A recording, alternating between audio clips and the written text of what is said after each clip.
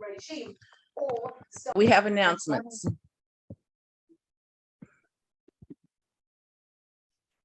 I know there's some announcements. Jan. Hi. Tomorrow, weather and air quality permitting, we're going to have a work party at the Filbert Grove starting at 11. And hopefully if the air quality, you can contact me before 11. I'll have to receive that word from the city myself, but the Rachel Carson School ideally will be coming over, and we're going to do some work in the Filbert Grove, which is awesome fun. And everybody's invited to participate. But if you want to email me, I'll put my email in the chat to check, because we're a little air quality challenged today, and we'll see about tomorrow. So that's tomorrow at 11, the Filbert Grove along the bike path. So hope to see you there. Thanks, Jan. John?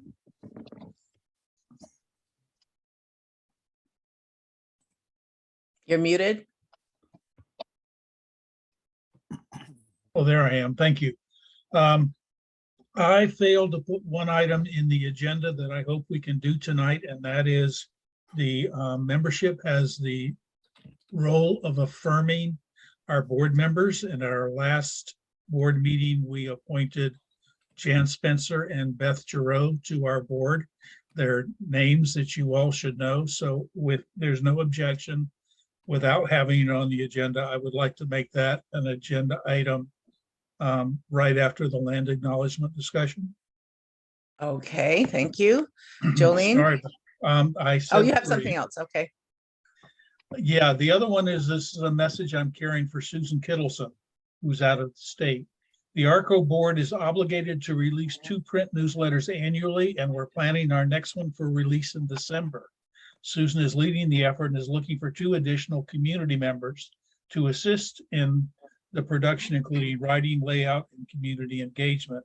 If you're interested in partnering with us to create this newsletter, please send an email to Susan Kittleson or the co-chair of the River Road Community Organization. I'll put that item in the chat.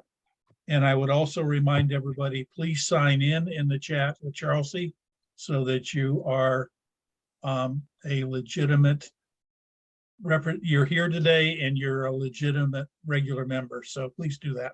Thank you. Jolene?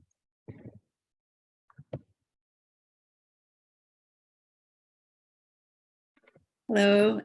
So just a couple things. One, because this is the time for committee announcements, I just want to say that the Social Justice Committee continues to meet monthly.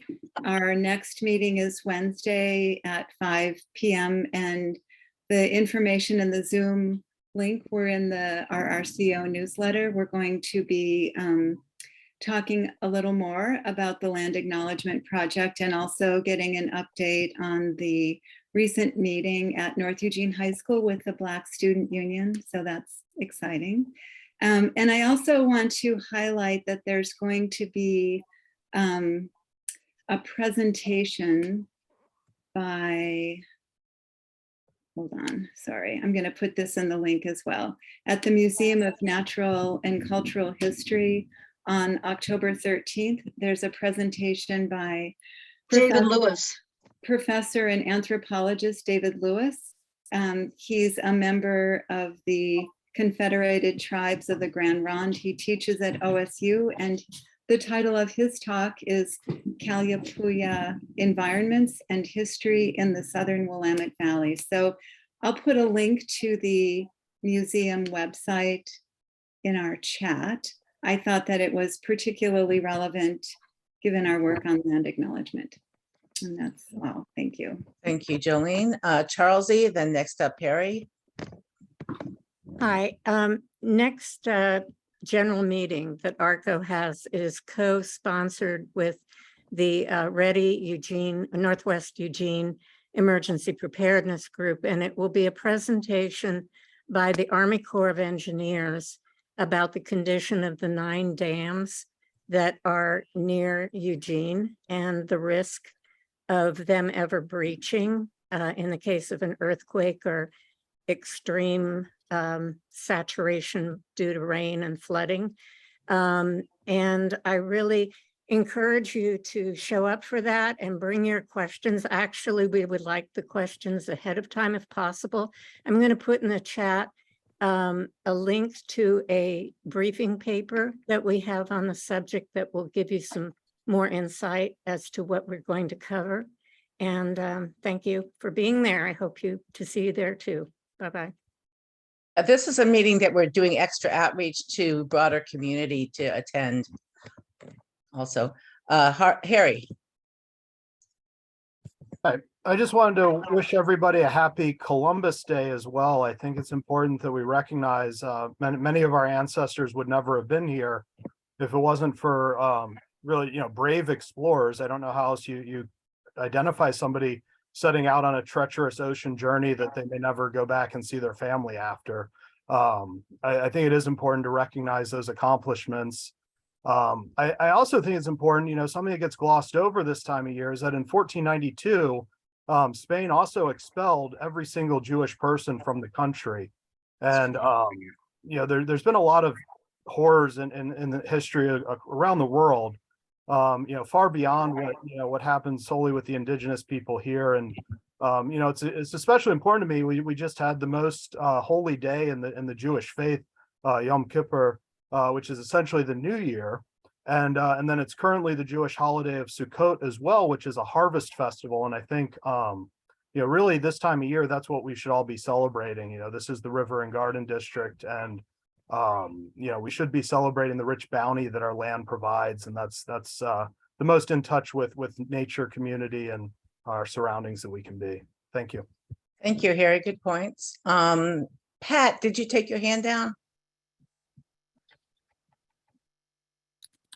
I'm not sure if I was supposed to raise my hand. I believe that what I had to say was going to be said during announcements. I was invited to come and talk about 2030. Yeah, John wants you to go ahead and give that announcement. So I'll do it at this point, and it'll be brief. I just wanted to mention, I've been invited to come and talk about Lane County proposed levy number 20-335. I'm going to tell you what it is, what it funds, and what it costs in about 3 minutes. What it is, it's a local option levy to fund a committed set of projects that fund access and park amenities, such as improving facilities at Howard, Buford, Mount Pisgah, Richardson, Armitage, and a host of other parks. Improved park security, conservation and restoration of natural habitat. If you go to our park, you know that some of the facilities and some of the trails are in dire need of maintenance. And environmental education at Mount Pisgah, and as well as some new recreational facilities. What it costs is it's 16 cents a thousand. So for the average, it's a property tax levy. So for the average, the median house in Lane County, that's about $3.20 a month, or about $40 a year, thereabouts. And and once again, it's on the November 8th ballot. Now, I'm not here as a county commissioner. I'm here to talk to you about the levy. So I'm going to talk to you about why I support it. I live in the city of Eugene, live within 15 minutes of a host of county parks, including the Fern Ridge parks. We take 3 generations out there on a regular basis, me, our children, and their children. And we spend all summer and well into the fall and throughout the winter, we hike the parks, and we have what our grandkids call adventures. I love these adventures. It's not just for people who live in the county. In fact, it's really more for people who live in the inside the urban growth boundary, inside the urbanized area, to get out and experience nature in a free and open area, such as the 71 Lane County parks that we're asking to help fund. So that's all. Both John Belcher and Mary Walston have close contact with me at most of the time. So if you have questions, I don't think this time now, Claire or John, for questions, but really I'm wide open, available for questions. I do support it, and I believe it's a benefit. The cost of the investment is minute compared to the benefit we'll receive. One really quick question: does any of that fund support the River Road Recreation Center? It does not. The River Road has its own. I believe that's funded in the River Road Parks District, which is a separate funding mechanism. That is a long discussion that I would love for this body to talk about. How do we how do we sustain the River Road Park District? Another question in the chat is, who are the known Ward 7 candidates? Could you fill us in on that? I don't know. Oh, okay. I'm a county commissioner. I was Ward 6 for a lot of years, and Nancy Okay. Nathanson was Ward 8. She and I served together for almost 10 years. But All right. I don't know anymore. So, Okay, sorry. thank you. Sorry There about is a that. website, yes for Lane County Parks.org. Thank you, Oh, Mary. Thank you. Thanks, Mary. Okay, so John, we have you coming back around? Yeah, one more time. I forgot to mention that tomorrow night between 6 and 8 at Alluvium at 810 West 3rd, I'll put all this in the chat. The Eugene Tenant Alliance is having a candidate forum and straw poll for Ward 7. It's unofficial, but if you'd like to go and throw your hat in the ring, or if you're want to vote in the straw poll, I think they're only taking city residents within the ward in that straw poll, but I'm not sure. So that again is tomorrow, 6 to 8 at Alluvium, 810 West 3rd. And I don't know that there's any official people who have thrown their hat in the ring thus far. Thank you. It's on Wednesday, not tomorrow. Misty, was that the announcement you wanted to make? Oh, you're Yeah, right. It's Wednesday. Thank you. Did you want to add to that? thank you.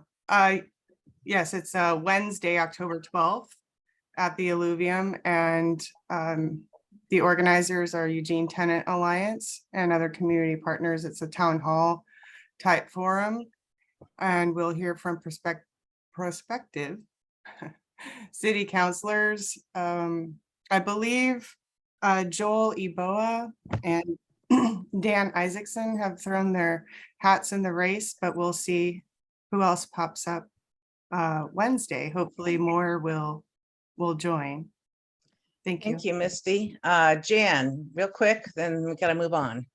Okay, just want to mention this Saturday at 11, I am going to make a Zoom presentation to show public places and urban land use in Europe. I was in Europe for 3 months this past summer and just saw some inspirational locations. I would also include places that cities are pushing back against cars. So this will be a Zoom presentation. Paris, Barcelona, Nice, Toulon, Groningen, Holland, just some really awesome pictures. Not every country has urban places like we have in the United States, gratefully. So I put that information in the chat, and I'm going to YouTube this presentation also. So I'll have that URL when it becomes available. Thanks. Thank you. Okay, then. One did- more, Sorry, Jolene, yeah?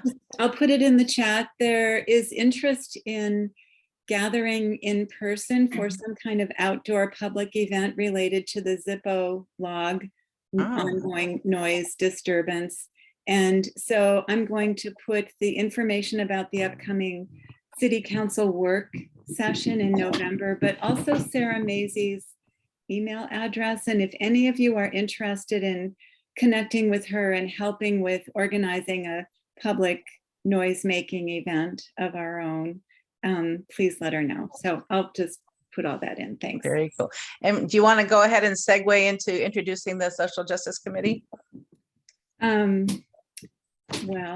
sure. So I guess I will introduce Bea and Brenda, and they can talk about the information they'd like to share about our land acknowledgement project, which is really in the beginning stages. So we hope to continue to provide education and opportunities for involvement over the next 6 to 9 months. So take it away, Bea.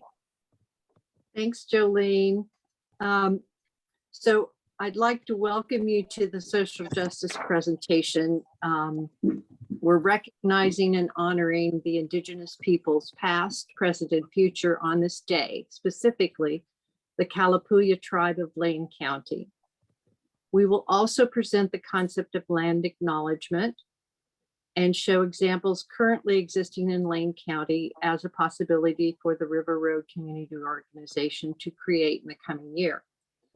Our team includes Brenda Wills, Claire Strawn, Ellen Rifkin, Jan Wooling, Catherine Hoskin Hunt, and myself. Our current focus is on cultural discovery of the Indigenous people and their lives in the place we live today. Indigenous Peoples Day replaces Columbus Day and recognizes the history and current lives of the Indigenous people.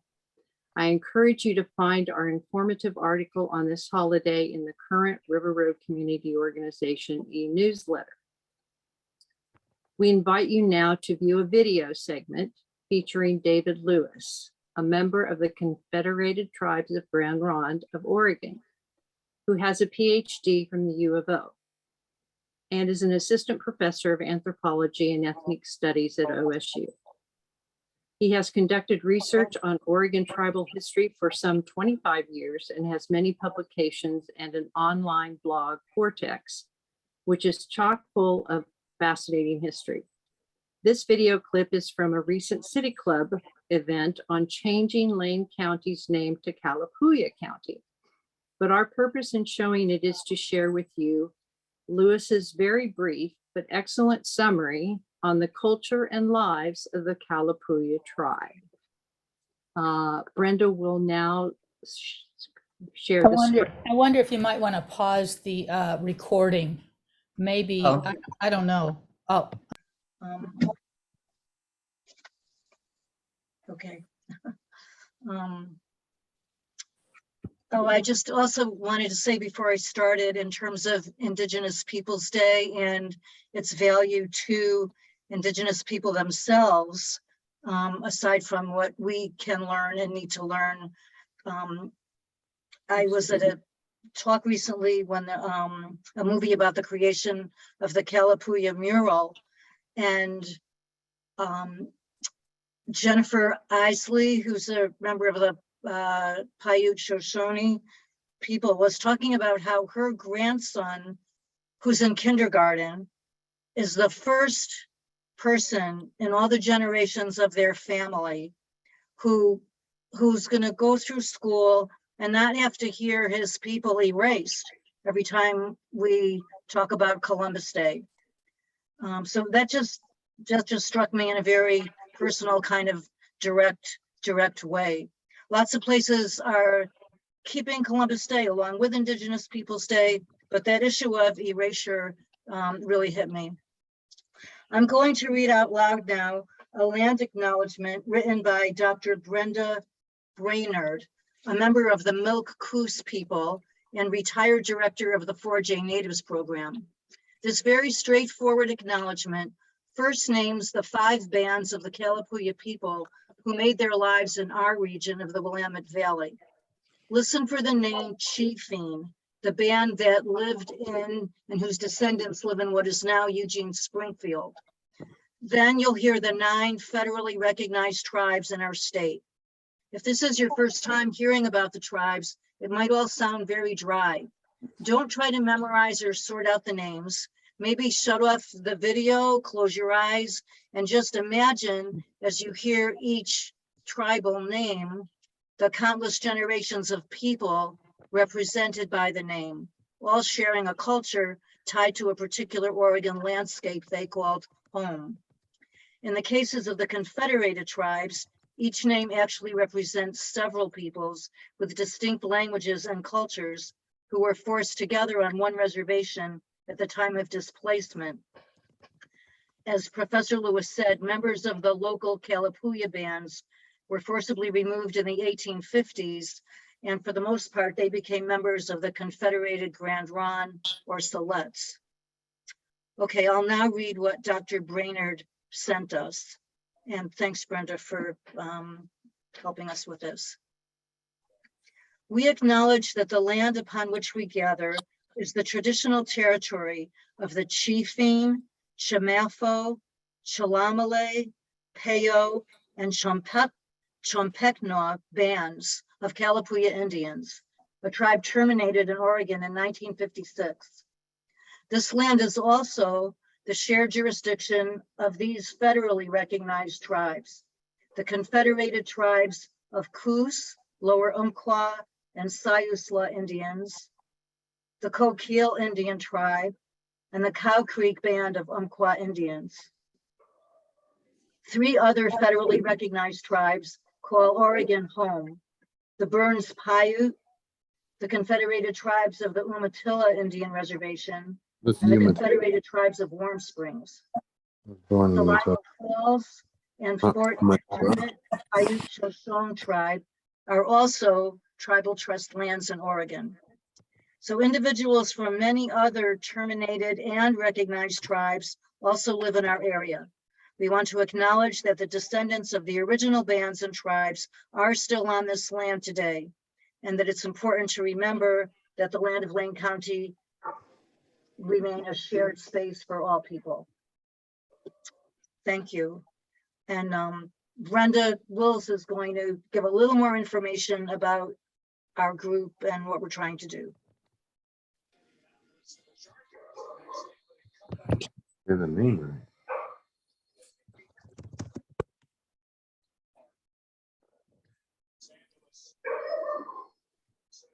Brenda, you're muted or we can't hear you.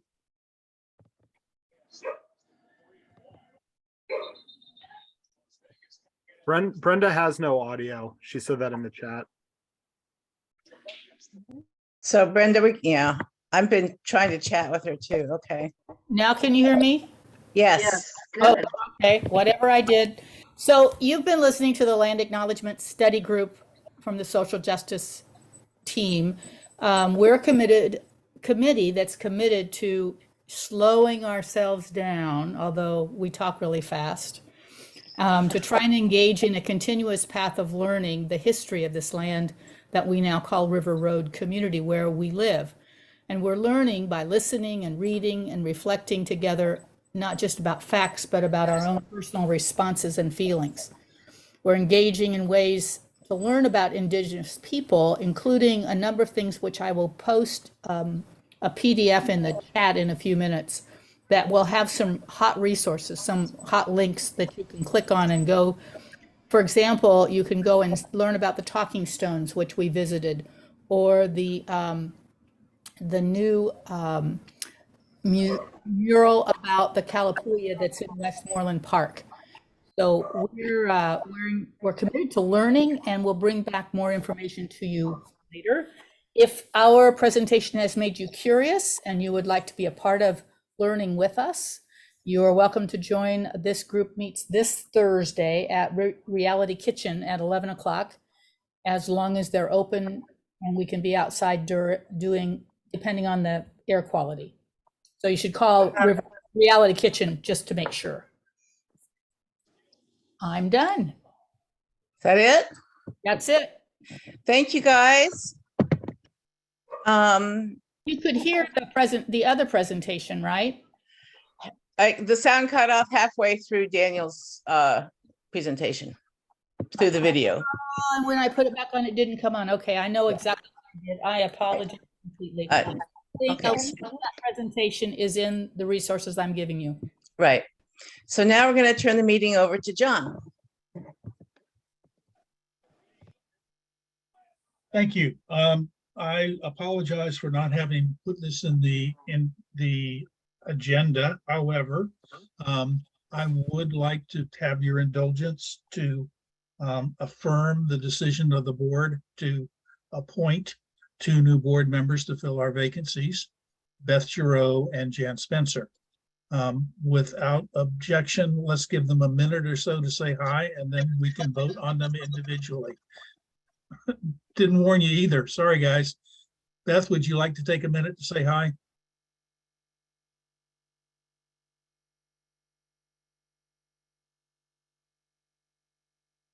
You're muted, ma'am.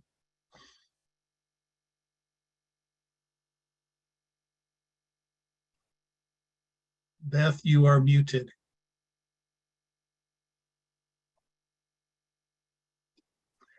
Let's go to Jan and we'll come back to Beth. Jan, would you like to say hi for just a minute, please?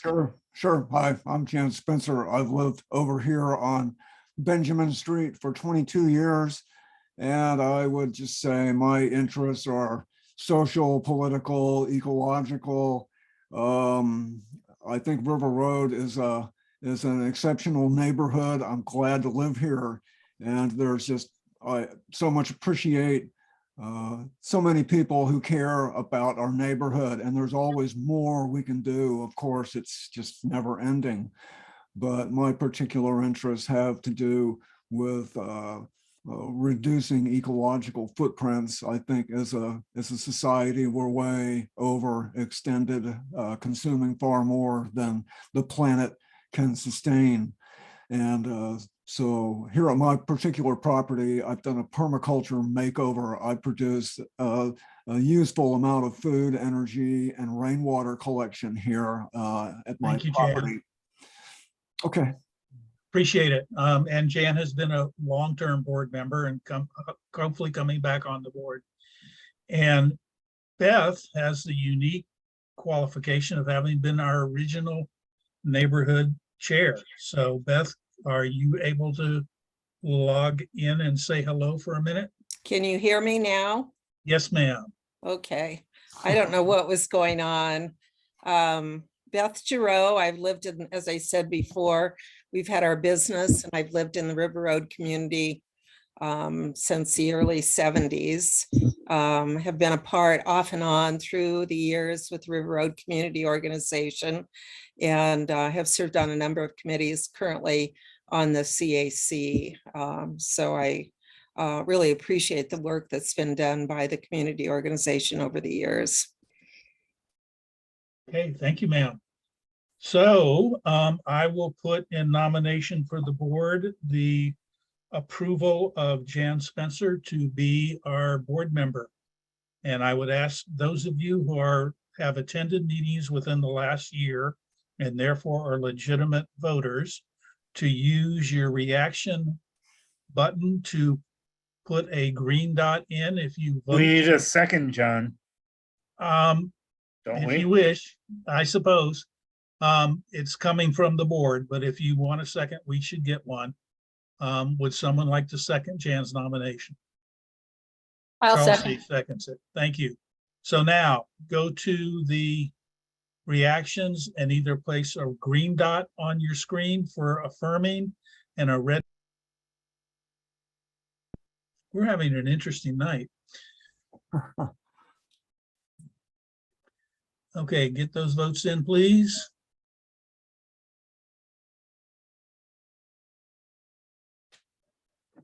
Okay, of the votes I see, there is a majority in favor of electing Jan. Just a second. 1, 2, 3, 4, 5, 6, 7, 8, 9, 10, 11, 12, 13, 14, 15, 4, and 2 against. Thank you, Jan. And now please drop your dots and put a green or red dot up for electing Beth. So I'll wait until all the dots are down and then we'll go again. John, if you look at the participants thing at the bottom, it has the tally of the green and the reds there. Okay, and did I get it right? Yes, you did, but it's easier. You don't have to count. Thank you. Okay, Jan, drop your dot. Julie, drop your dot, and then we can vote. Oh, I thought I could. Okay. Well, I just wanted to erase the previous vote. This is the vote for Beth. So all those in favor of Beth, please green dot or red dot.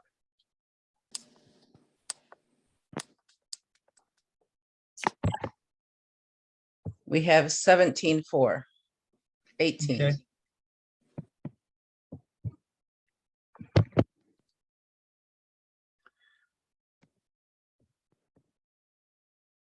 I think that's it. Okay. Thank you very much. We are elected. The other thing I should announce, 14-4. the board also gets to choose their own treasurer, and we elected Dan Isaacson as our treasurer. Thank you. Okay, you can take down your votes now.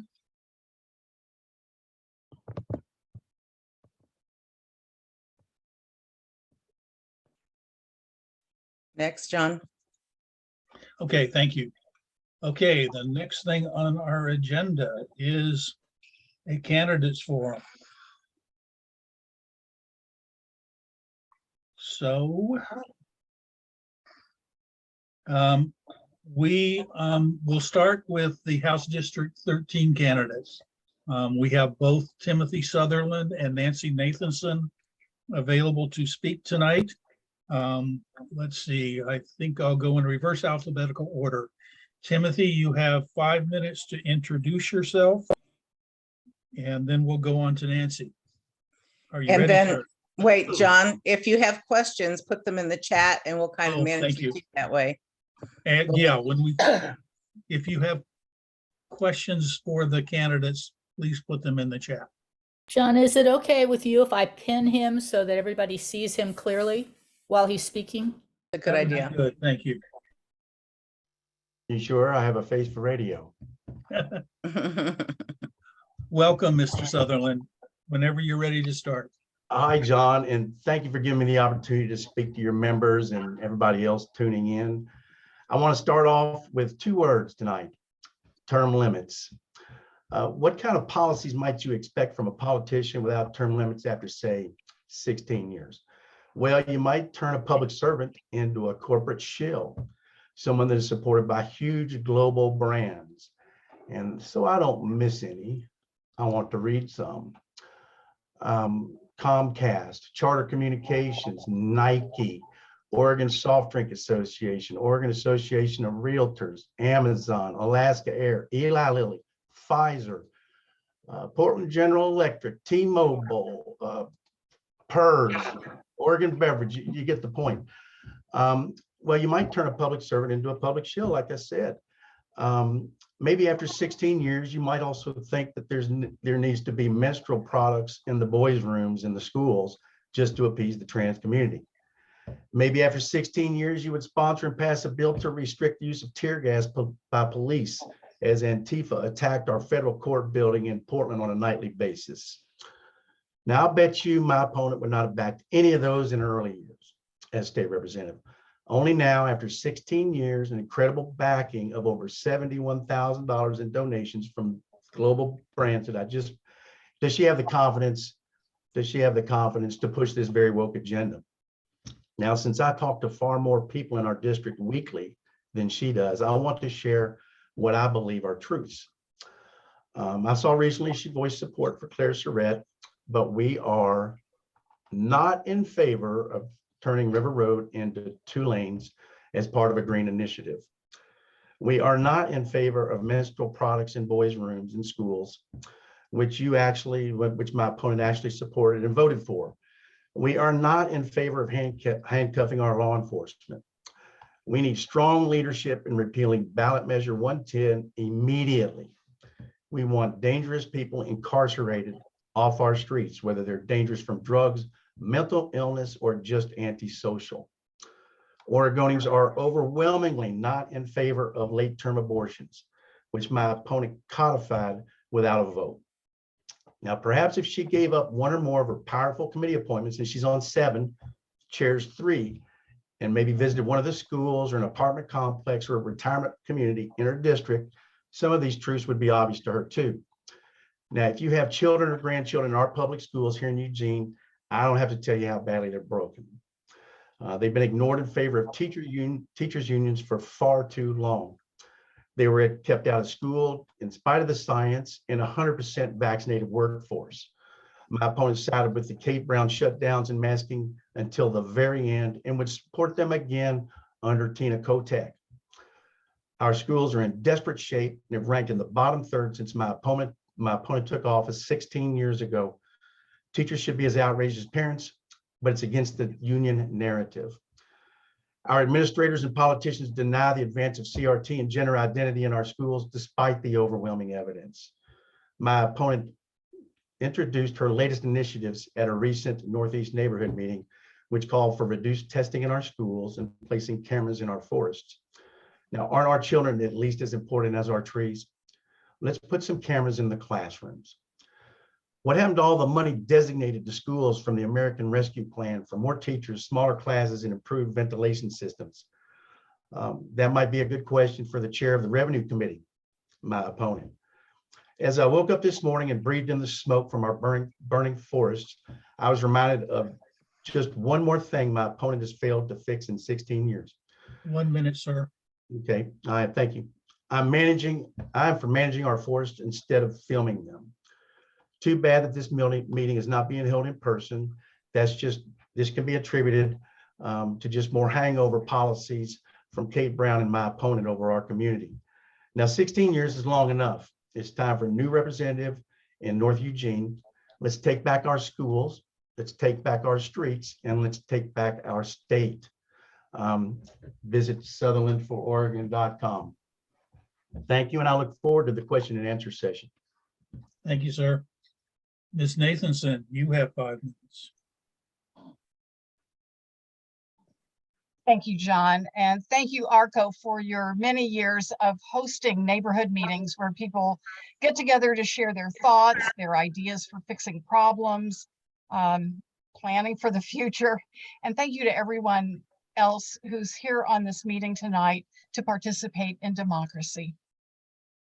A little bit about me first. I moved to Eugene to finish college. After getting a Bachelor of Science degree, I went to work for libraries and worked there until I retired. And I also taught dance to adults and kids at a community center. When I first ran for public office, it had nothing to do with politics and everything to do with public service. I ran because there wasn't a fire station in that part of town and there was not a single developed park. So after achieving success in that, in the state legislature now, I've worked on a lot of things well outside my committee assignments.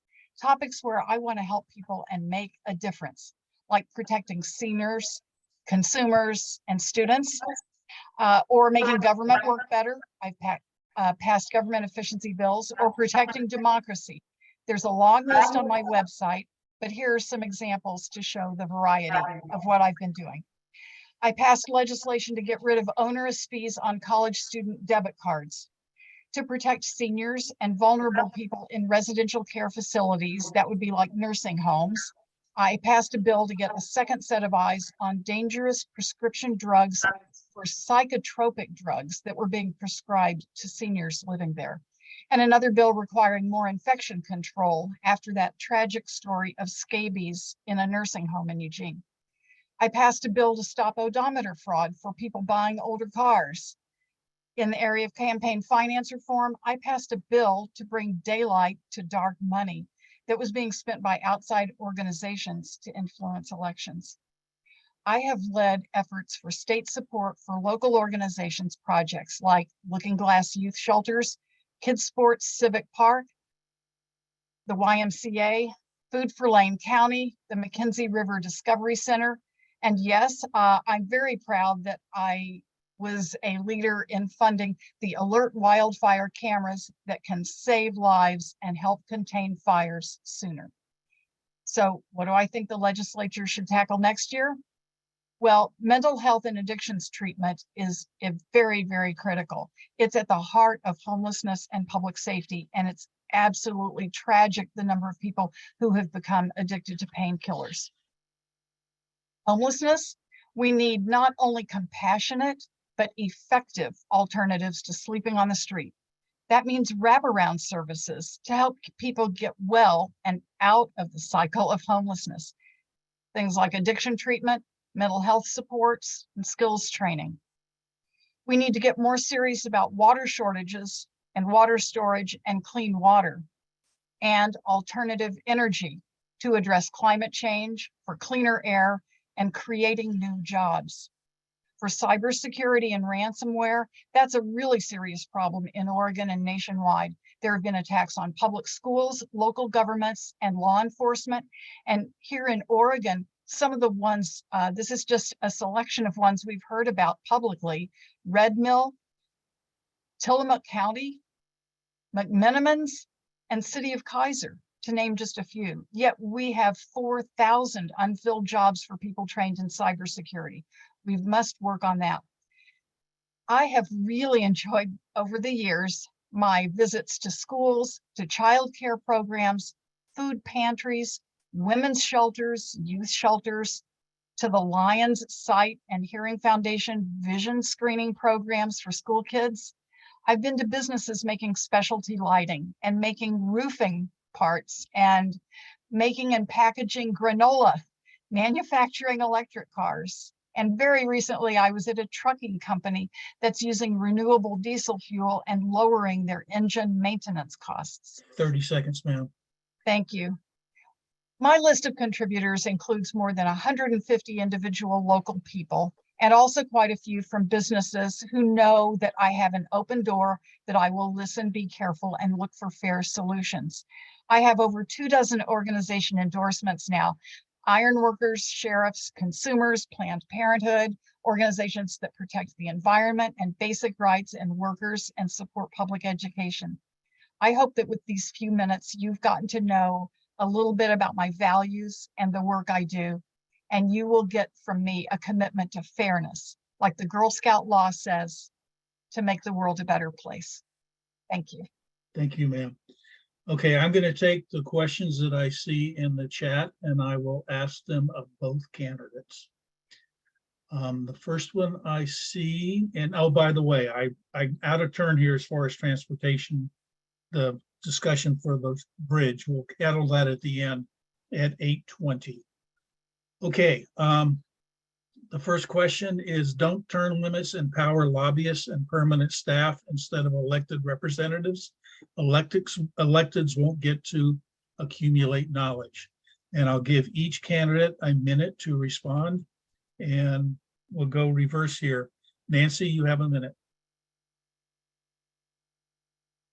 That's a common analysis, that term limits leads to other people taking over, people who are real familiar with the process and know how to work the system.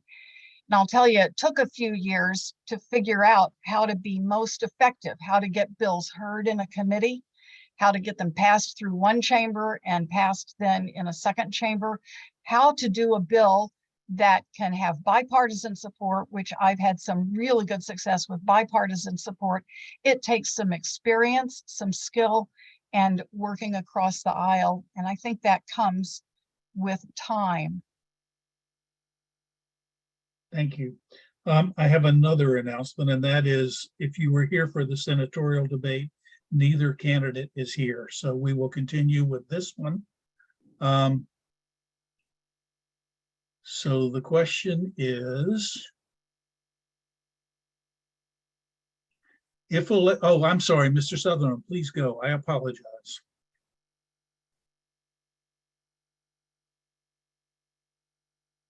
The question about term limits. He's muted. Timothy, you're muted.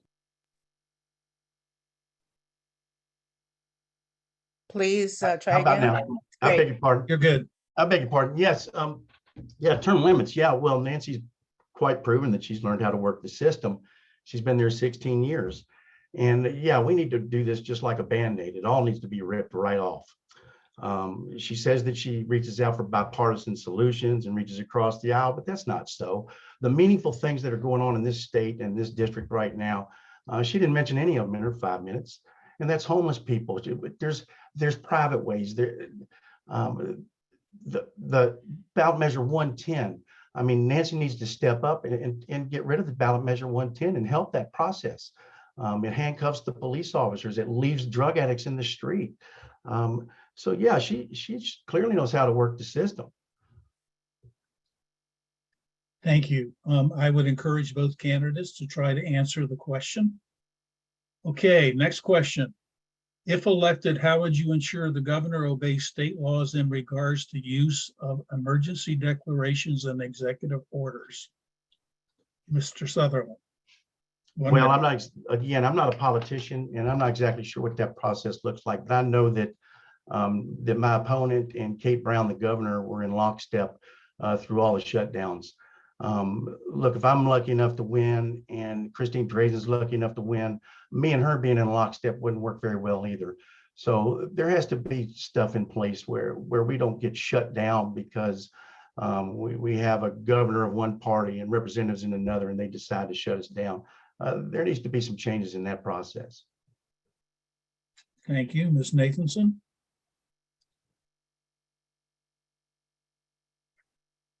As a legislator, I'm sworn to follow the state constitution. There, in addition to the Constitution, we have statutes, we have administrative rules, and as you have described, there are also executive orders. Each branch, the executive branch, the legislative branch, and the judicial branch, each have a lane they're supposed to stay in. And to the extent that one of those branches doesn't stay in their lane, there needs to be checks and balances, but most of that is driven by our state constitution. And when I hear my opponent talking about getting rid of Measure 110, I respect the will of the voters. Measure 110 may have some flaws in it, and I've identified some things that may be flaws that I would even welcome looking into. But the thing is, the voters of Oregon passed Measure 110, and I respect the will of the voters in that way. Thank you, ma'am. Next question is, can you please name 2 specific ways you would or have improved mental health services? Ms. Nathanson, you're first this time. That would be largely through bills that I have voted for, including budget bills, which means we have, the legislature has directed several hundreds of millions of dollars to new programs and expanded programs for mental health. In addition to that, I have met with people about not only drug and alcohol addiction, but gambling addiction and what sorts of treatment is needed. And I have met with people about how we ought to reform our system of how we deliver services, whether it's in a county jail, which is a shorter period of time, or a state prison.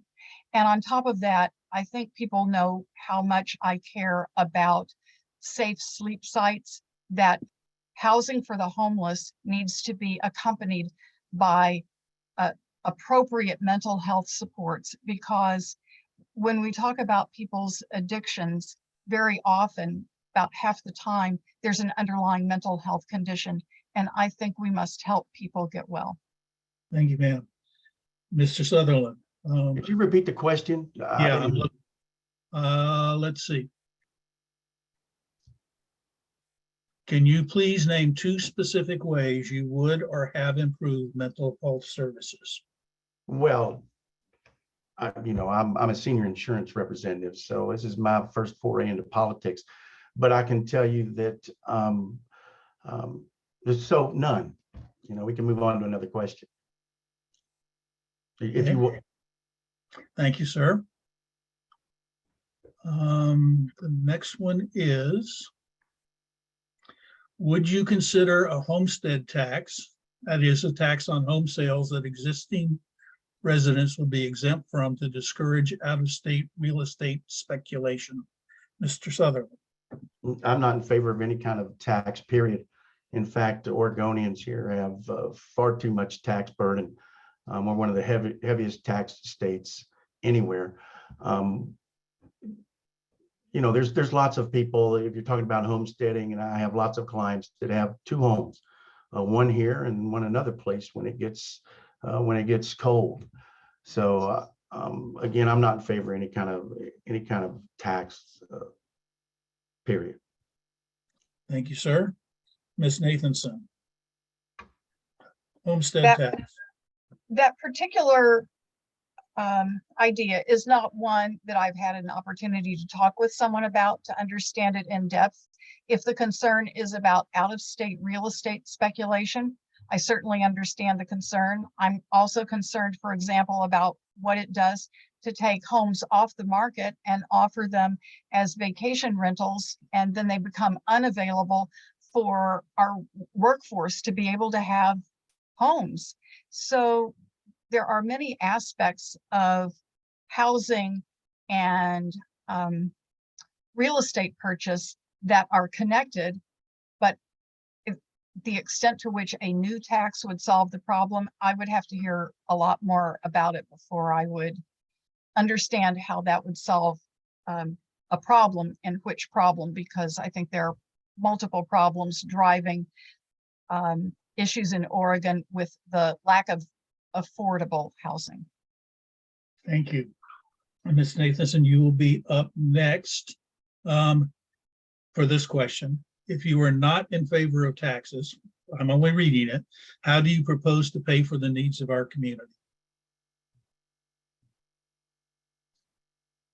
Oregon has a unique tax system like all the other states in the country. There are no two states with a exactly the same taxation system. Normally, we talk about consumption taxes, property taxes, and income taxes. And Oregon basically just has 2 of 3 of those. We have a system that is working only moderately well. It needs to be more fair. It needs to be somewhat more progressive. And very importantly, we need to make sure that everyone who owes taxes is paying their fair share, because all the honest working people who are paying their taxes are basically picking up the load from people who are avoiding paying their fair share of taxes. And that's one reason why I have called for investigations and informational meetings on cryptocurrency, because we know cryptocurrency is a way of avoiding your public responsibilities. It's also a way of funding illegal activity. Thank you, ma'am. Oregon is at basically the bottom half of the states with total tax burden. Thank you, ma'am. Mr. Sutherland. I guess that question was probably directed at me because I'm anti-tax, but that somebody believes I'm anti-tax. That's not true. I pay a lot of tax in the course of a year, a lot.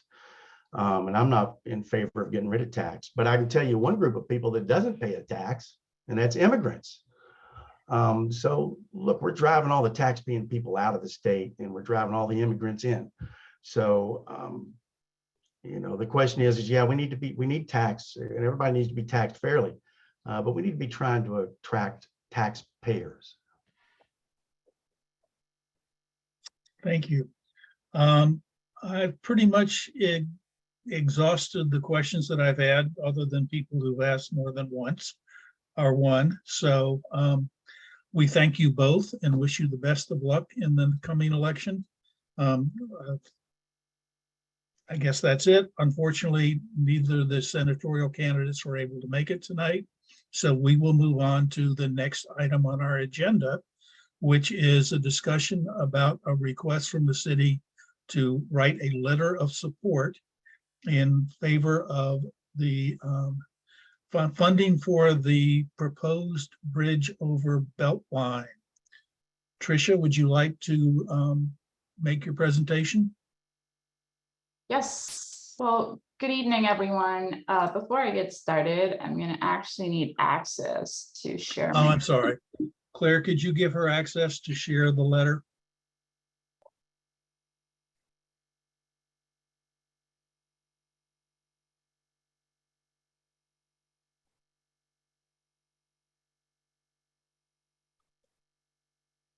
So let her know when she has it, Claire, please. And you're muted. I do have access now, so I'm going to go ahead and share my screen in just a second. And this is Tricia Sharma from the City of Eugene's Transportation Department.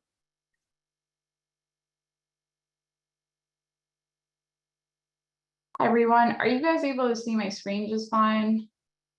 Yes. Yes, ma'am. Awesome. Well, I am going to get started here. Once again, good evening, everyone. Thank you, John, for rendering me the opportunity to be here today and letting me present to our River Road community members. And yeah, thank you, everyone, for being here today to talk about this letter of support. Before I get started, I just want to acknowledge that I'm delivering this presentation from the land of the Kalapuya people, and express my respect for all Indigenous people and the important connections that they have to their homelands across Oregon and throughout the world.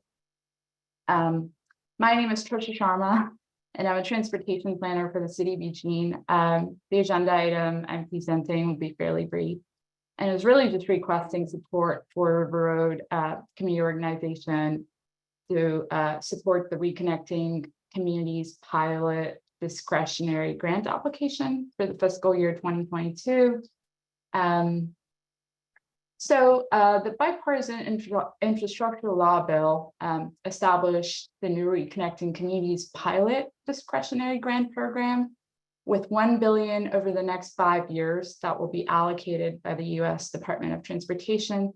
The purpose of this funding is to solicit applications for supporting planning, capital construction, and technical assistance to restore community connectivity through the removal, retrofitting, mitigation, or replacement of eligible transportation infrastructure facilities.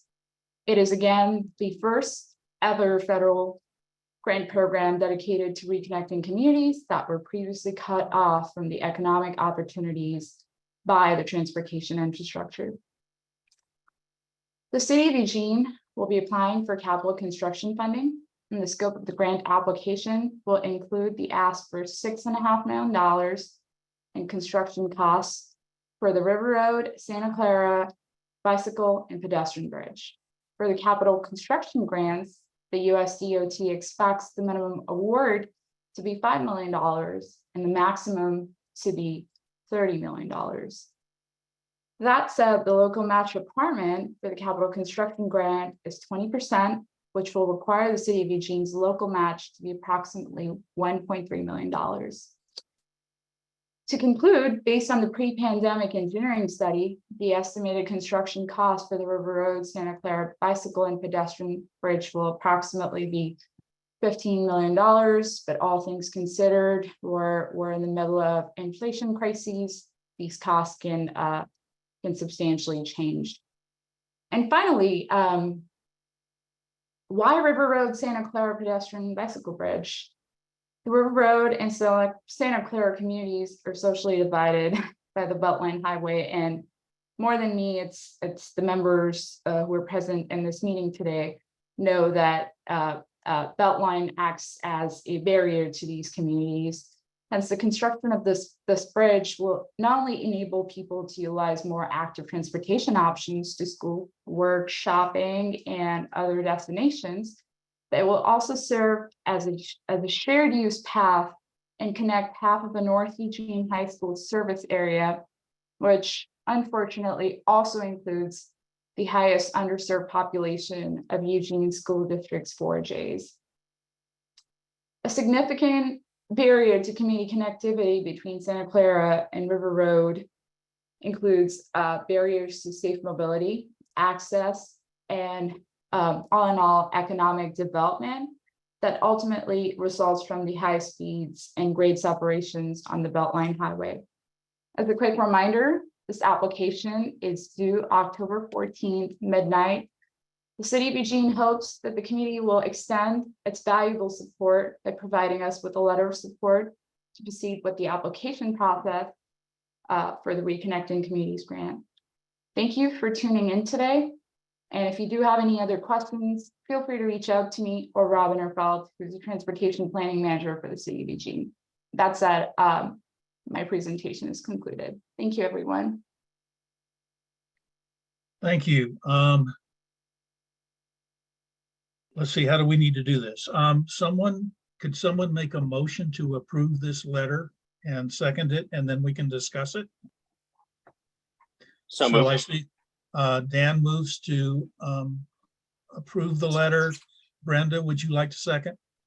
Thank you. Yes. So we have a maker and a seconder of the motion, so we can discuss it. Does anyone have a statement or question to ask after I go first? I would remind us that this bridge is in our draft neighborhood plan. We have already sent a letter to Congressman DeFazio asking for funding. He provided us with $6 million. Unfortunately, the total cost of the bridge is 12. So this letter will bring us up to the 12 million necessary to construct the bridge should we get this grant. So other people, please raise your hands and I'll call upon you if you have questions or comments. Harry, do you have a question or a comment? No, just thumbs up for support. Okay, thank you. Couldn't tell. Well, I don't see any discussion. Perhaps, oh, Jan. Yeah, thanks. Of course, I'm in favor of the bridge. But Tricia, you made in your sort of intro, I'd like for you to follow up and explain this comment or this statement that you made, cut off by the transportation infrastructure. That's pretty much what you said. Do you remember saying that? Yes, I do. Can you explain what that sentence means? Absolutely, and that's a great question. I should have used the word enhanced transportation infrastructure because I actually just moved to Eugene, so I'm fairly new to the city, and I've actually driven under that particular pass where they're trying to place this bridge, and I feel like every time I drive there, there's a lot of bumps on the road, and it's just part of the transportation infrastructure, which includes the roads, and also in some sections of the area, there's drainage issues too. But again, I don't want to give any incorrect information since I have recently started working for the city, but in the time that I've spent around that area, I feel like there's a significant gap in enhanced transportation infrastructure, like compared to other parts of the city that I've been to. So does that mean something like the highway that was built for cars basically sliced through existing neighborhoods, like the car infrastructure has done countless of other locations around the country, and oftentimes through minority neighborhoods? We're not so much a minority neighborhood, but the interstate highway and related projects are well known for damaging communities to facilitate the use of cars. Is that accurate? I would say partially. I mean, there's, it's a more broader conversation to have. And I've actually been, excuse me, I was just going to say, I've actually been actively engaged with ODOT, Oregon Department of Transportation. We're actually having conversations around it too, that are there particular sections of Beltline Highway that are being affected by cars, or are there improvements, like structural improvements that can be done to Beltline, in the sense that certain times trucks are not really deemed safe for Beltline Highway? That's a continued study that ODOT wants to invest more money in.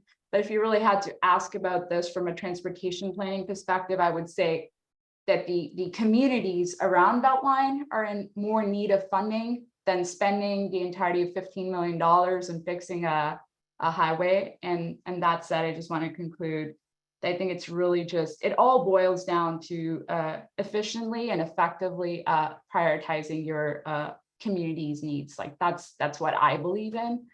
Part of the reason why I'm here too is because I've been working with communities for almost the past 10 years now. So yeah, I hope that answers your question. No, but that's okay. We don't have time to get into it, but thanks anyway. Thank you both. Charles C. I'm very concerned about the potential for evacuation out of the immediate River Road area if there were something like an earthquake. I'm not all that familiar about the engineering of this bridge, but I'm assuming because it would be new construction, it would be seismically engineered to be better able to withstand an earthquake than Beltline currently is. Is that correct? And also, might it offer the potential for, say, pedestrian evacuation options for us?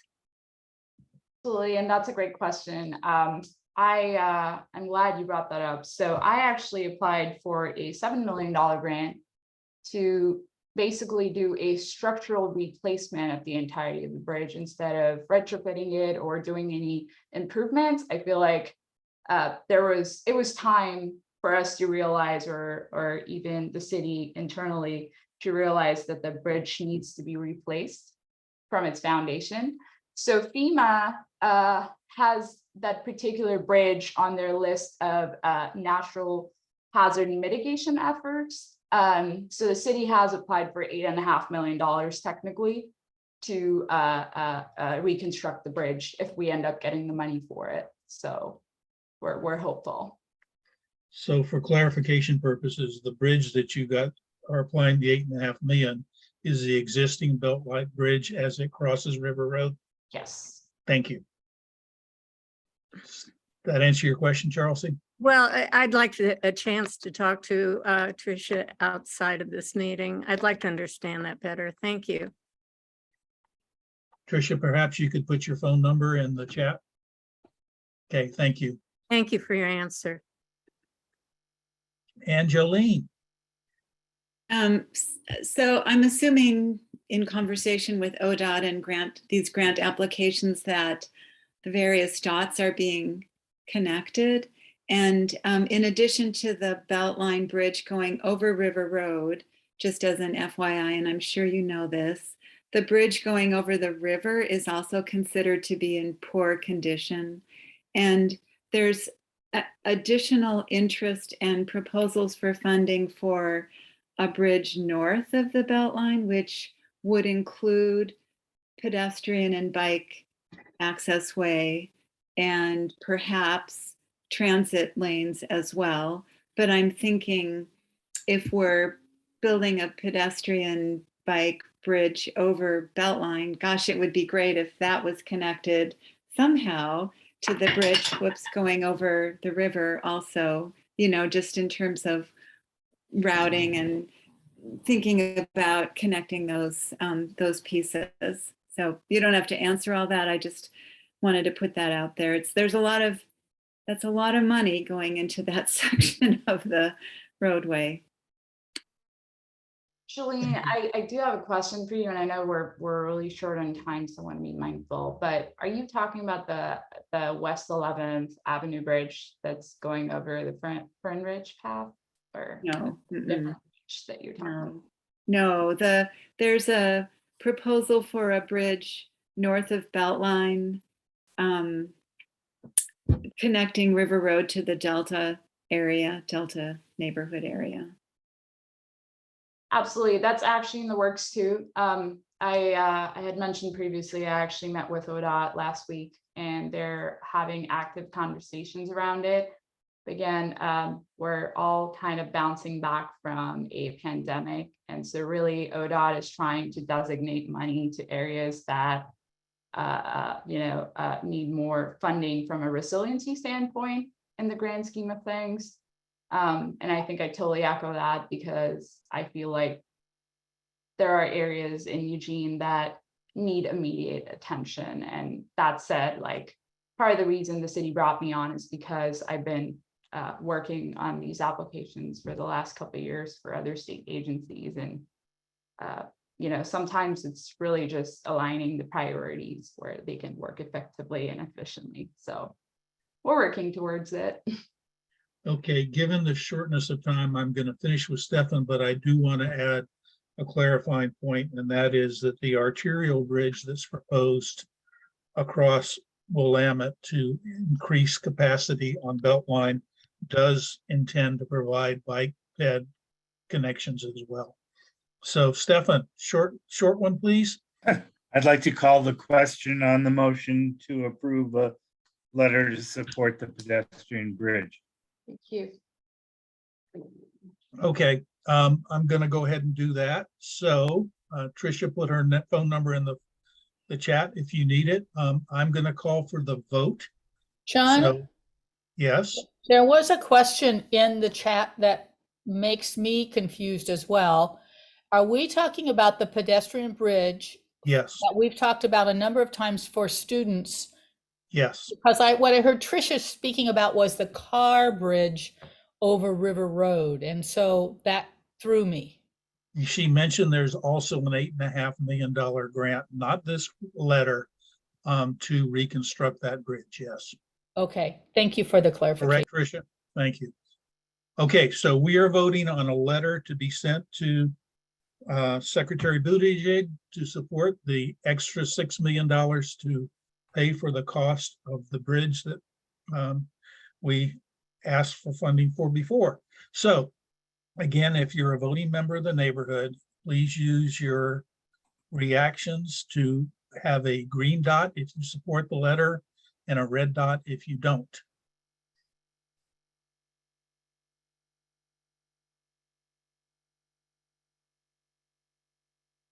Claire, I'm not able to see the total for the reaction, so could you report the results?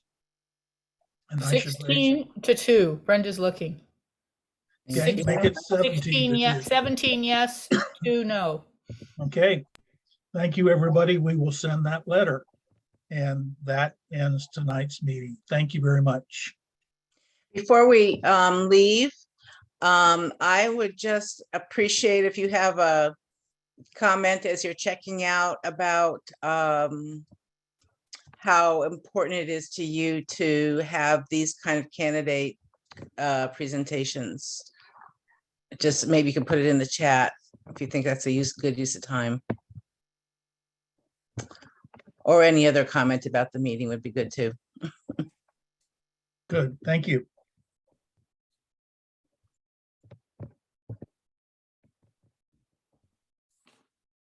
So are you saying the meeting's over and we can tell people goodbye? Yes. Okay, unmute to say goodbye. John? Goodbye, Al. Yes, Dan. Well, one thing I was going to say real quick, I'm hoping that Tina. You're breaking up, yeah. Tricia. Can you hear it? Can you hear Barely. it? You're in a tunnel. Okay. You might want to take off your video and just use audio. Dan, we can't understand you. Try going just to audio. Now he's frozen. Well, now. Yeah. Better now? Yeah. Okay. So the Eugene Planning Department lost another staff member. We lost them to the city of Springfield. And I'm glad that we have one of our transportation planners on right now because, not to get on my little soapbox here, but I think it's important for us to say that all of us do this work at RRCO because we want to advocate for the neighborhood. And the mirror image of us at the city is the city staff who help us implement our plan and get it ready for council for approval and anything else that we need to advocate for. So much in the same sense that if half our board quit tomorrow, we would be hampered by our ability to get things done. When we have openings to the point where we're 3 staff members down in planning, it slows the process down for what we're trying to get accomplished. It delays response back. It just hamstrings us all together. So I think it's really important when we have people here from the city that we thank them for their work and their service, because it is sometimes a thankless job, and it'd be nice for us to thank them. And we know that they could be making a lot more money elsewhere, but they're doing a community service by serving our city and our country and the people of the residents of River Road as well. So thank you, Tricia. Yes, forgive me for not having done that myself. Thank you, Dan. And for the record, the planner who has left the city is, come on, John. How could I forget? Dan, remind Chelsea. me. Chelsea Tricia's telling Hartman, you. thank you. Yes. Chelsea Hartman, who was our planner for the neighborhood plan. So stay tuned and see how that affects our planning process. So with that, hopefully you've signed in and made your comment, and we'll see you next month. Or Thank you, Wednesday everybody. night or Thursday at lunch. Bye, everyone. Thank you. Thank you. Night. Bye.